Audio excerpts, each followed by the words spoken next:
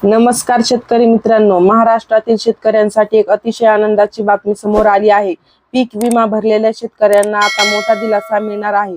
खरीप हंगाम 2025-26 मध्ये अतिवृष्टीमुळे नुकसान झालेल्या सोयाबीन, उडीद आणि मूग उत्पादकांसाठी तब्बल 813 कोटी रुपयांचा पीक विमा मंजूर करण्यात आला आहे।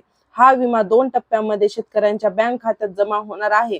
काही शेतकऱ्यांच्या खात्यात 21 एप्रिल पासून पैसे येण्यास सुरुवात झाली आहे। उर्वरित शेतकऱ्यांना 26 एप्रिल पासून पैसे मिळायला सुरुवात झाली आहे। या योजनेअंतर्गत सुमारे 4,34,000 शेतकऱ्यांनी अर्ज केले होते। एकूण 8,19,000 अर्ज दाखल झाले होते आणि मोठ्या प्रमाणात शेती क्षेत्र विमा अंतर्गत होते। शेतकऱ्यांना प्रति हेक्टर 35,000 रुपयांपर्यंत विमा मिळू शकतो। पहिल्या टप्प्यात सुमारे 7,500 रुपये खात्यात जमा होणार आहेत। म्हणजे शेतकरी मित्रांनो, आता तुमच्या खात्यात लवकरच पीक विम्याचे पैसे येणार आहेत।